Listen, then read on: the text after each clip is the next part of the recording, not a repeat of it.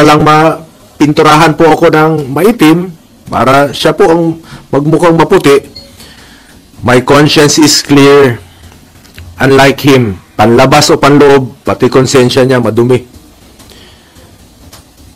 Ang layunin niya ay proteksyonan lang po ang kanyang mga financer at mga nasa likod ng black propaganda na ito. Ang dapat kasuhan ay ang mga financials kasi sila po yung totoong mga nagnakaw. Hindi po ako magnanakaw. Hindi po ako kontraktor.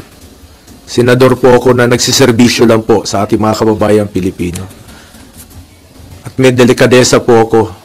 Yung prinsipyo ko po sa buhay, yan lang po ang pwede kong pangalagaan sa ngayon. Pangalan ko po at hindi ko sasayangin yan. Kesa sayangin natin dito sa walang kwentang paninira, tatrabaho na lang po ako. Serbisyo, pagmamalasakit at sipag po ang pwede ko ialay sa ating mga kababayang Pilipino. Tingnan nyo lang po, kung hindi ba recycled ito, rehash. 2018, September of 2018,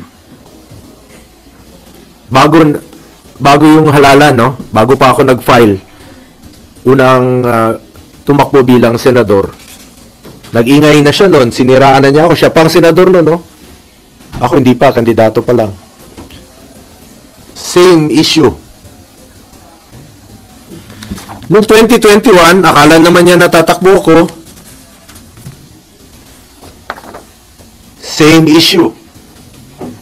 July of 2021. Last year, nung ako po'y patakbo muli for re-election, July 6 of 2024. Same issue, the same. Yung suot niya, ngayon, ay araw na ito, July of 2024, last year po ito. Yung suot niyang polo, pareho pa rin ng kulay, yung suot niya ngayon. Rehash pa rin, pati polo niya, rehash pa rin. Ginamit muli. Yun pa rin ang ginamit niyang paninira sa akin para siya ang pumuti. Nagpolo na nga siya ng puti para pumuti kunwari.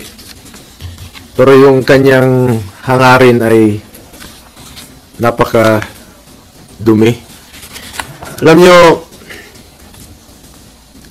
nung ako po ay nag-obserba ng delikadesa sa buhay ko, baka pamilya niya po hindi. Nabalita